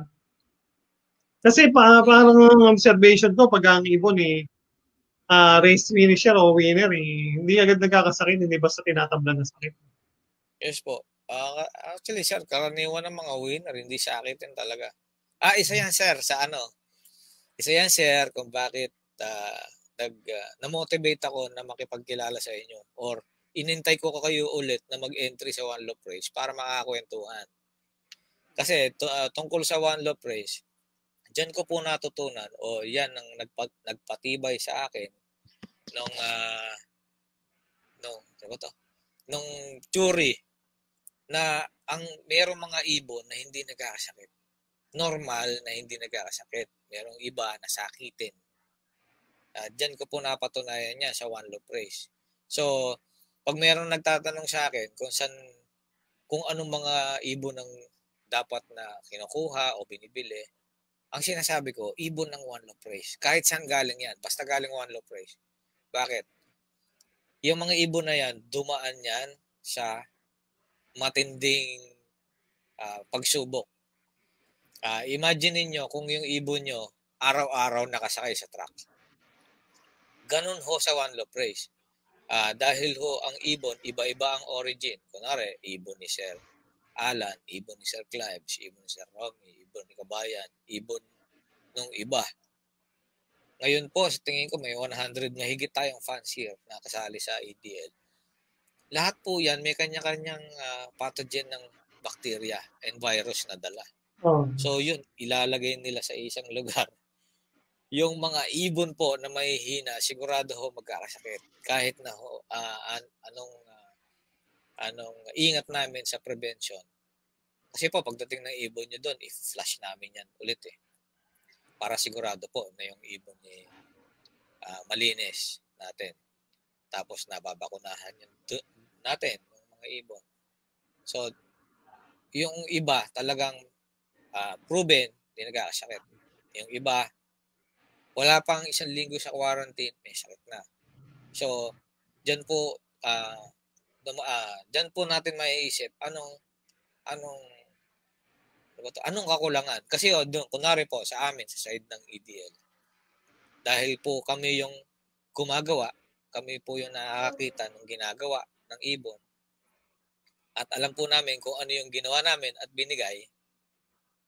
So, kung alam ko po na hindi ako nagkulang, baka po doon sa origin ng ibon may pagkukulang. Yan. Kaya po, nakilala natin at nalaman natin yung teorya, yung theory na yung mga magagaling na ibon hindi nagkakasakit. Isa po yan sa mga karakter ng mga magagandang ibon. Tulad po nung binanggit ko kanina, start ng programa natin, na paulit-ulit ko na naririnig yung Gino doon sa nag-a-announce ng overall. Na-curious ako kasi sa dami ng nagkasakit nung season 1, di ho ba sir? Sa dami na nagkasakit ng season 1, napakaraming replacement ang nangyari na doon sa panahon na yon. Isa yung team ni Sir Edgar Allan na nakasurvive doon sa matinding pinagdaanan ng mga ibon. Sila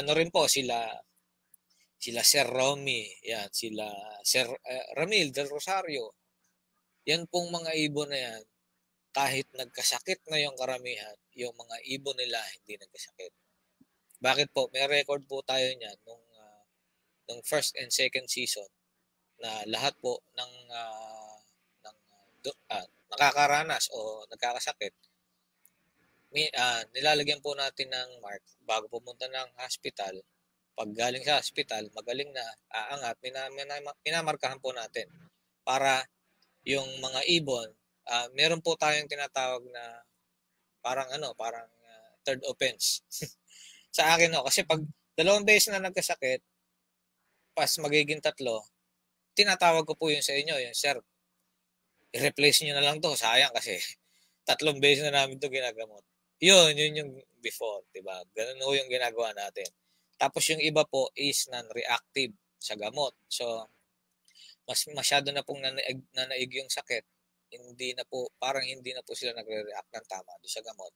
Kinakal po natin yan at tinatawag natin doon sa may-ari na, sir, i-replace nyo na lang po itong ibon. Meron pa naman po tayong period na ganito na pwedeng may replace yung ibon. Noon po na meron pa tayong replacement. Ngayon pong season 4 wala. Ayun, nakwento ko lang po dahil po yung sinasabi ni Sir Alan na hindi nagkakasakit. Nakakalamang po yan talaga sa karera. Especially dun sa mga dulo. Yung pinakamahihirap nating karera. Kung sa North meron tayong Batanes, sa South meron tayong MacArthur or Abuyog, di ba sir? O sa Tacloban, andyan yung masusukat talaga, yung talaga ang pinaka walang sakit na ibon. Yung ibig sabihin, yung kabuuan ng innards niya, yung lungs niya, yung puso niya, liver niya, basta lahat po na internal, importante yan. Pag hindi po maayos yung isa dyan, hindi kayo makakapag-clock ng maganda at maayos o mabilis. Kasi sa akin, pagka once na yung isa sa team ko nagkasakit, ina-out ko na yun. Kumari, may panlaban ako ng PHA o kay PFC. Pagka nagkasakit, tinatanggal na agad namin yun sa team. Sir, meron ba kayong pinapalusot na sakit? Kung mga sipon-sipon lang na mild, pwede naman. Kino-consider pa namin yun. Pero yung mga paramixo na, yung mga tinamaan ng mga matindi adeno, out na talaga yun. Hindi na namin, hindi ko na. Yan po yung sinasabi ko na pareho kami ng iniisip na isa. Yung one eye cold lang ang yung mga madali pong gamutin yung one eye cold, sipon, ganyan. Yan. Kasi pero yung iba kasi wala ho kasing recovery na maganda kung ang ibon nyo po mag-going light, nagka-cancer, yung adeno, ano ba? Ayun, para-typhoid, yan po yung mga mabibigat na sakit na pag nagkaroon kayo, parang ang nangyayari po yung ibon, disposable na. Diba? Hindi na siya... yung mga breeder, yung kunwari nagkasakit na, hindi ko na ginagawang breeder yun kasi once na may stress sila sa pagsusubo, makikita mo talaga sa katawan nila bumabagsak. Ayoko kasi ng breeder na habang nagsusubo, nakangayayat. Oo, tama ho. Gusto ko maintain pa rin yung katawan nila. Sir, may nagtatanong itong si JM Degorio. Sir, tuwing kailan kayo nag-a-update ng mga entry sa EDLOLR? Yan. Sir, makisingit ko lang sa mga nanonood. Para sa EDLOLR, ang update po natin sa EDLOLR ay lagi na pong visible sa onelawpraise.live sa Bensing website. Ngayon po, nakalagay na po yung ating mga entries doon. Itutuloy na lang po natin yung refreshment nung website o nung relationship ng computer natin sa website ng Bensing para makikita nyo po yung mga ibon na nandyan pa o nawala na o kung ilan pa yung kalapati nyo. But for now, sir, wala po tayong nagiging update sa benzene clock kasi po yung aming kapitbahay nadamay po yung ating internet. So, inaayos na po yung ating internet do sa atin sa One Love Race. Kasabay po nung paglalagay din po ng internet do sa kabilang building.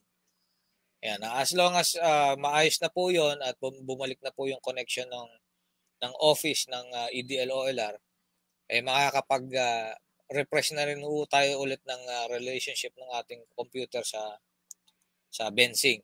So makikita nyo na lang po doon.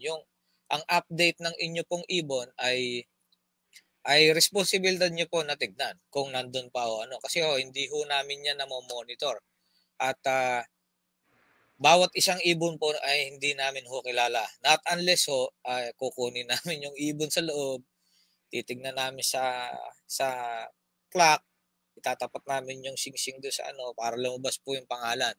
Hindi naman po natin yung ginagawa not unless derby na. Kahit po sa training, ang ginagawa po natin sa training ay papalabasin natin sila sa umaga. Day before ng training, papalabasin sa umaga, tapos bubuksan natin yung clocking system. Pagbukas po ng M1 natin, yung clocking system dun sa office, mag-uumpisa na pong mag-register po yung mga ibon.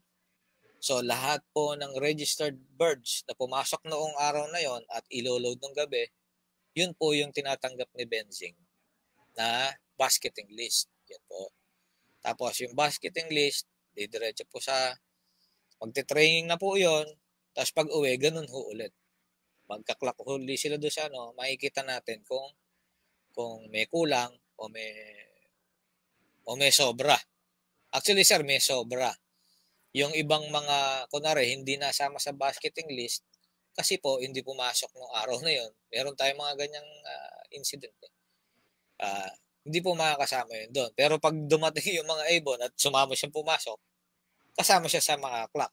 Pero, hindi siya kasama dun sa live clocking. Mase-separate po siya. Meron lumalabas na isang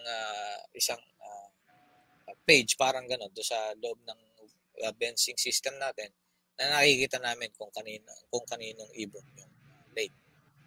Yan, ganoon din po yung nangyayari do sa mga late birds. Kunwari po nagnaga na tayo, natapos yung naga, tapos nag-Legazpi tayo. Pagdating ng Legazpi, nag-clocking tayo, yung mga nawala ng naga at umuwi kasabay ng Legazpi, naka-clock din po yun, pero sa ibang page. Yan po. Kaya makikita nyo po sa susunod na basketing list, nandun na ulit yung ibon. Ayan. Yan, actually, ang Bensing po ay napakagandang clocking system. Kung yan ni atin, talaga ipopromote ka. Hindi po nagmi-miss yung ating antena, yung tapakan ng kalapate. Meron po tayong straight na apat na antena na dire-diretso.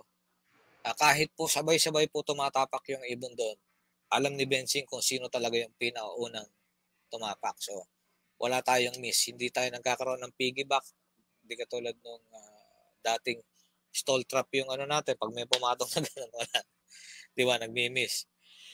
kahit po tumatakbo yung ibon sa sobrang excitement pagpasok, sigurado sa pool ni Bensing. Maganda po talaga yung clocking na yun. So, sana nasagot ko yung tanong nyo doon sa update sa EDL-OLR. Ngayon po hindi sila nakakapag dahil wala nga pong internet. At sinubukan na po namin mag-data, mag-live sana ng data gamit. Pero medyo hindi po maganda yung signal doon ng cellphone. Especially sa yung Globe, hindi maganda. So, naantay na lang po natin na maayos yung internet connection doon. At ginagawa naman po natin ng paraan. Follow up tayo daily para maiayos yung ating PLDT fiber. PLDT, sana kung nanonood kayo, pakiayos yung namin. Ayun. Sir, sabi sa inyo, mabilis silang kwentuhan pagkalapati, usapan Parang may mga question pa. Sir, baka meron kayo nakitang question. Kayo na magbasa, tapos kayo na sumagot.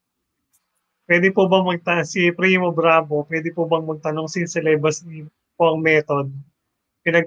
Pag pinagpaparaging nyo ang mga ibon, sabay ba ang hen and cock? Tapos pagpasok tsaka paghiwalayin o hiwalay ang ronda ng hen and cock? Actually, yun nga, hiwalay. Sa umaga, papaikutin namin yung cock or yung hen. After pumasok yung batch na yon ng cock or hen, yung kabila naman, yung isa naman ang paikutin namin. Hindi namin pinagsasabay. Ginagamit lang namin yan pagka racing season na or yung bago na mag-race. Yun. Sana nasagot ni Sir yung ano. Ano to? Ang tanong para sa kanilang dalawa. What can you say about vaccination program for pigeon for overall health of the bird? We all know that by giving antibiotics, we only make the liver of the bird weak. That's your opinion about siguro din, what's your opinion about it? Salamat kung masasagot nilang dalawa. Ayan sir, ano daw yung sa vaccination? Sa vaccination kasi lalo sa breeder, nagba-vaccine lang ako yung hindi kunwari, yung young bird sila, binaxin ko na sila. And then natapos na yung ano nila, yung racing season nila, hindi na ako uli nagba-vaccine. Kahit na in the future. Isang beses lang ako nagba-vaccine sa buhay ng kalapati, sa life cycle ng kalapati. One time lang. Dati, yearly. Kaya lang napansin ko, meron ako mga breeder na parang hindi sila nagsisimilya. Hindi ko alam kung anong dahilan nun. Kaya tinigil ko na yung yearly vaccination. Kasi may nabasa akong column na after 3 years, immune na talaga yung breeder sa mga sakit like paramyxo. Kaya yun ang inano ko. Tsaka natakot na rin ako mag-vaccine kasi yung mga producer ko baka mabaog. Kaya hindi na ako mag-vaccine. Kahapon sir, ma-share ko. Kahapon may kausap ako ngayon nagtatanong about din sa vaccine. Sa akin po, kung sa overall health ng ibon na pag-uusapan, kunwari ho, nag-vaccine tayo ng PMV. Kung ang ibon po ay naging maganda yung reaction ng immune response niya doon sa vaccine na binigay natin, nagkakaroon po tayo ng other bonus. Kasi po, pag nag-vaccine tayo at maganda nga po yung immune response, ibig sabihin po yung immune system ng ibon tumaas dahil nag-react siya doon sa binigay nating vaccine.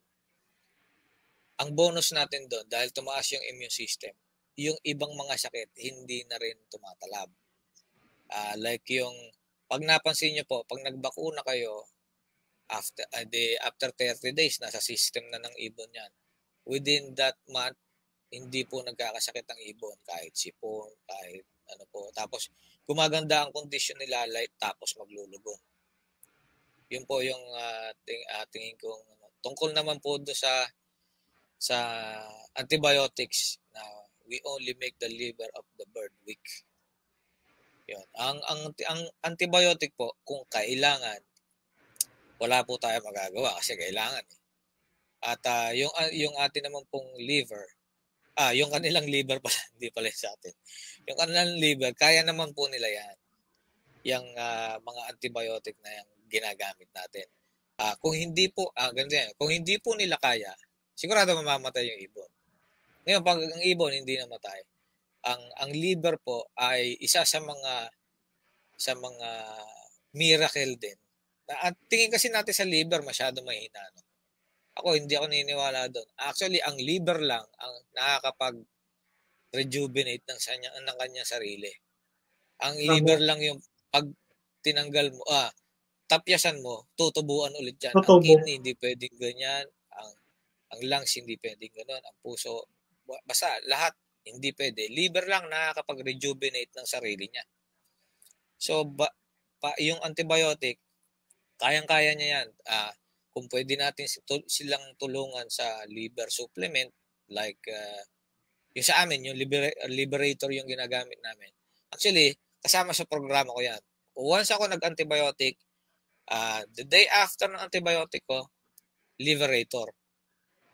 Kasi nga, yung sinasabi ni Sir na actually, magkakaroon ng extra trabaho si liver pag nag-antibiotic tayo. Pero yung extra trabaho na yun, hindi naman yun makakamatay. Kumbaga, nadagdagan yung weight. Pag meron ka binubuhat, nadagdagan ng konti.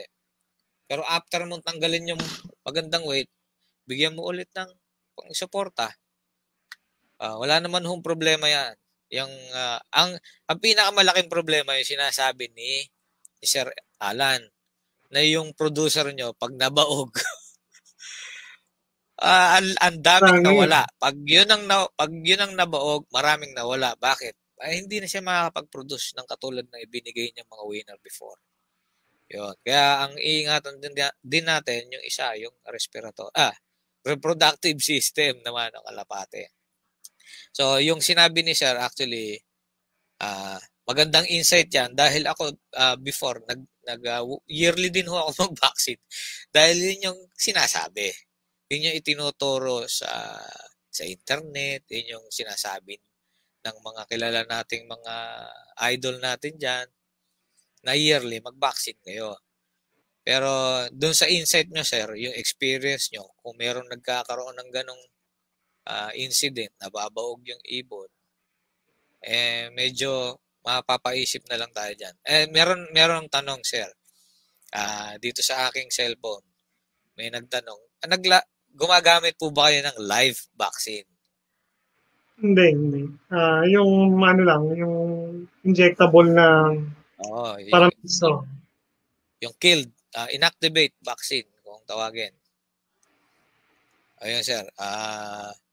Pa-shoutout po sa tropang Baklaran. Ano po ba tamang process sa conditioning kapag mag-start ng training? Ang dami. Ay, Sir, ito, mga napag-usapan na po ito eh. Actually, Sir, masyadong haba na ng oras natin. Baka ihi ka na rin ako, ihi na rin ako eh. Baka, Sir, maraming salamat po doon sa lahat ng mga nanood, no? Sir Alan, baka meron pa kayong mga huling mga message sa ating mga nanonood ko para sa Pigeon Sport natin, para sa kanila, sa paglalaro nila, pakikipagkaibigan nila sa iba. Ayan, Sir, baka meron kayong ano. Ang advice ko lang, lalo do sa mga newbie, kasi maraming newbie na nadi-disappoint kaya hindi nagtutuloy sa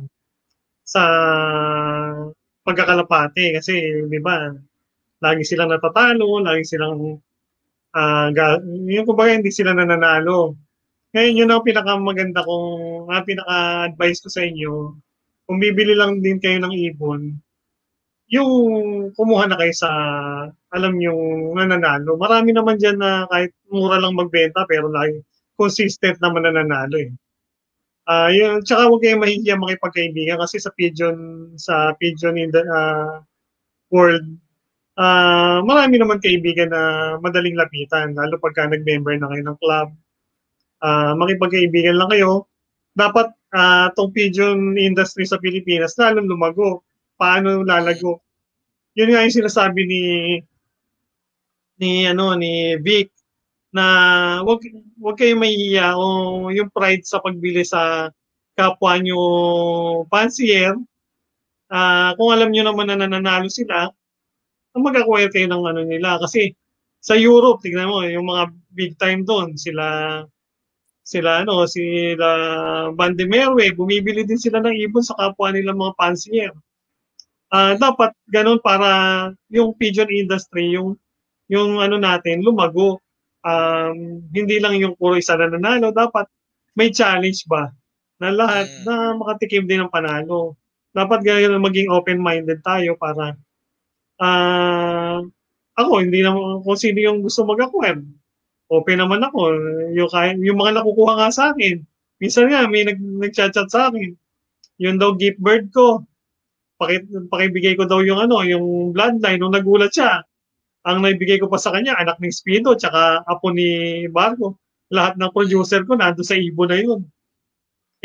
Gini-gift bird ko lang. Kasi, gusto ko rin ma-encourage yung ibang kapwa natin magkakalapati na makag-acquire din sila ng magandang ibon para maging competitive din sila.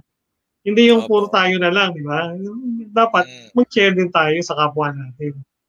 Yan, actually, yan po yung main goal natin dito sa Excellence Rockdub webinar is to educate or yung pag-usapan, pagkwentuhan, yung mga nagawa na ng mga katulad nyo po na winner, yung mga nauna natin mga guest na marami na rin po sila mga winning streak before. Tayo po nakakapag-share para po dun sa mga aspiring newbies, mga dati ng newbie pero hindi pa rin nakakadali. Yan po yung ano natin para hindi po sumakit yung katawan nyo, kakagulong kung tawagin nila.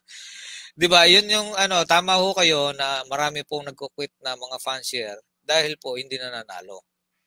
So, sa pag ganun po ang mangyayari lagi, mauubos tayo at yung ating industriya ay hindi rin po lalago. So, sa atin po, tayo mas pinipili natin na yung mag-share tayo ng ibon, mag-share tayo ng kaalaman para po lahat masaya. Lahat po makakatikim ng panalo. Sana po yung iba na hindi pa nakakapanalo ay makapanalo na. Hindi naman po tayo nagdadamot. Lahat po ng mga nagge-guest dito sa atin sa Excellence Rockdub webinar, hindi po madamot sa tanungin niyo yan. Kahit sir, okay lang ba? PPM kayo. Tsaka pag gano'n kasi, mas magiging competitive kasi yung sports. Pag maraming magaling, di ba? Mas maraming magaling, ang labanan. Mas mahirap karera. Mas challenging bawat isa sa atin. Kasi, iba yung system nung 30 years ago, tsaka iba, konti lang yung mga naglalaro doon. Iba din yung system na, tsaka yung ngayon. Continuous learning kasi yung pigeon racing. Kailangan lang talaga, mahalin natin yung yung mga kalapati natin, alagaan natin mabuti para tayo manalo. Kasi yung ibang sistema, alagaan lang yung kalapati nila pag karera na. Which is sa akin mali yun. Dapat from breeding, hanggang sa mapisa yung ibon, hanggang sa lumaki, hanggang sa training, hanggang sa karera, same yung yung treatment mo sa kanila. Hindi yung kung kailan karera, tsaka ka lang magsasaksak na kung anong gamot, vitamins. Useless. Hindi mangyayaring, kung manalo ka man, swerte. Pero hindi mo, iba kasi yung consistency. Yung kailangan consistent ka na every year, competitive ka, di ba? Hindi yung okay na ngayon lang mananalo ka, next year wala, susunod ganun. Di ba? Yun lang, kailangan from breeding hanggang sa racing, ang treatment mo sa pag-aalaga mo, consistent. Para consistent din yung performance sa ibon. Tama po yan. At ilinawin ko lang yung sinasabi ni Sir Alan. Yung iba kasi, pagkatapos ng breeding, in-stock na, hindi na binibigyan ng supplement, wala nang grits, kaya mo sila dyan, hindi nililinis yung loob. Hindi po ganoon. Tama yung sinasabi ni Sir Alan. To be consistent, yung overall health ng ibon, kailangan buong taon maganda yung feeling niya. Kahit po yan stock na o breeder na, hindi ho dapat yan pinapabayaan. Dapat doon po tayo nag-uumpisa. Very good condition ng breeders, and then breeding, training, racing. Yun po yung cycle na yan. Yan, maraming salamat po, Sir Alan. At sana po makakwentuhan namin. Sana po makakwentuhan namin kayo ulit sa future. Okay, mapasyalan ko yung bago mong loop, no? Pag nagpunta ako doon, pwede tayo mag-live. Sige, walang problema. Ganun. Ayan, sir. Maraming salamat doon sa mga line na nakuha ko sa iyo at very successful naman dito sa aking loop. At isa sa mga mabibilis ko nitong huling South Race. Yan. Thank you.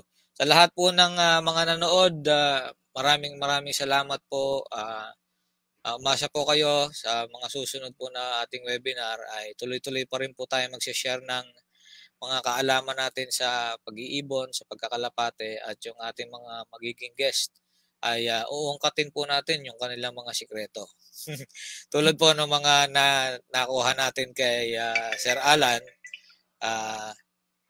Sana po maging dire-diretso lang po yung ating pagkakalapate. Mag-iingat po tayo sa paglalabas-labas, magdala ng alcohol, yung distance, social distancing. Ayan, marami na pong nagte-text sa akin. Hindi ko po alam kung ano. Kaya ulitin ko ho, maraming salamat po sa lahat. At kita ulit po tayo next week. God bless. Sir Alan, God bless. Thank you po. Maraming salamat. Thank you. Bye-bye.